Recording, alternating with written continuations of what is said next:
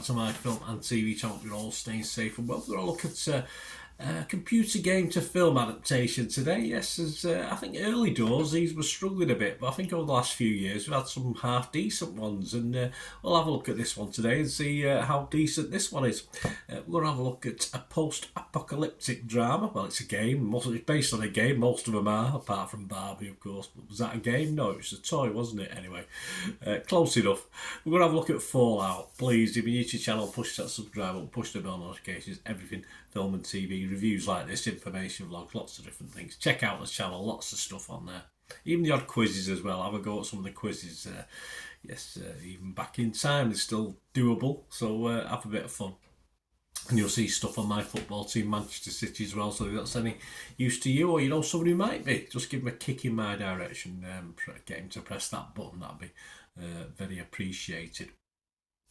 All likes, guys. Give us a like if you can find time just to hit that thumbs up button, guys. It's nice to get likes.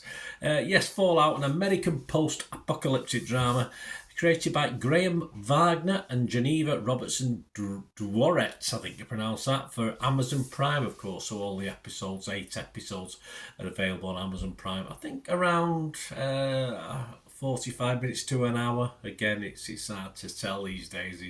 You get away with, obviously don't have to edit and cut down to 44 minutes for TV, do they? So they can please themselves. That's fair enough. I don't mind anyway. And of course, it's based on the role-playing video game franchise created by Tim Kaine. It premiered on Prime Video on April the 10th. I'm recording this on April the 15th, 2024. So any scores and comments, and my own comments, are at that date. Not that I'll go back and watch it and change my mind, I don't think. But hey, there you go. The show depicts the aftermath of the Great War, an apocalyptic nuclear exchange in an alternate history of Earth, where advances in nuclear technology after World War II led to the emergence of this is futuristic, this is from Wikipedia, this society, and a subsequent resource war. Many survivors took refuge in fallout bunkers known as vaults, constructed by Vault-Tec. Yeah, they needed the money. Built to preserve humanity in the event of nuclear annihilation. Unaware, each vault is designed to perform psychological experiments on the vault dwellers. Yes, they're all a little bit different. Some are linked, so they're not so much, but some are very interesting. It's just quirky. I like quirky. Of course, more than 200 years later, a young woman named Lucy leaves behind her home in Vault 33 to venture out into the unforgiving wasteland, as you would. Yeah, why worry about the home? You know, she got to look for a father anyway, so we can understand that. She meets, of course, she's going to come up very, very, very different adventures, as you'd expect. She meets a Brotherhood of Steel Squire and a ghoul bounty hunter. Yes, each with their own mysterious past and agendas to settle. Yes, I always want the ghoul bounty hunter to be a nice man, but we don't quite get there in this first series anyway. It stars, of course, Ella Purnell is in the main role as Lucy. Aaron Moulton is Maximus. He is a squire, but he turns into something else. Carl McLaughlin, of course, is a dad. Moasis Arias, it's Lucy's brother. Zelia Mendez-Jones, a member of the Brotherhood of Steel and Maximus's closest friend. Walton Goggins, of course, as the ghoul with no nose. Cooper Howard, a famous Hollywood Western actor, so he takes on that role. My thoughts on this, there's a lot of love out there for this, not just from the critics, the public as well. There's some people who don't like it as much, but they're in the minority. And it's always nice to see pretty well done game adaptations. I mean, there's even the poorish ones back in the day, back in the 90s, I quite liked. I mean, but they certainly have got better. I'm not familiar with the game. I've seen the game advertised, of course, but this mix of 50s lifestyle in an apocalyptic futures, quirky and good. I like that. Likeable and dislikable characters and horrible characters always keep you interested, and a basic plot that isn't overly complicated but remains a good watch throughout, and of course very well shot as well, the CGI, etc. I recently watched Civil War, that film and this series. Interesting perspective to say the least, so it's interesting to compare the two. I have to admit the quirkiness of style did fade just a little bit for me. The story though never got overly boring. The flashbacks helped keep the interest, but then became a little bit bland in themselves. And I thought the first half of the series, the first 3 or 4 episodes, were far better than the second half of the series as we reached a climax, which was okay. Obviously sets things up, doesn't it, for another series.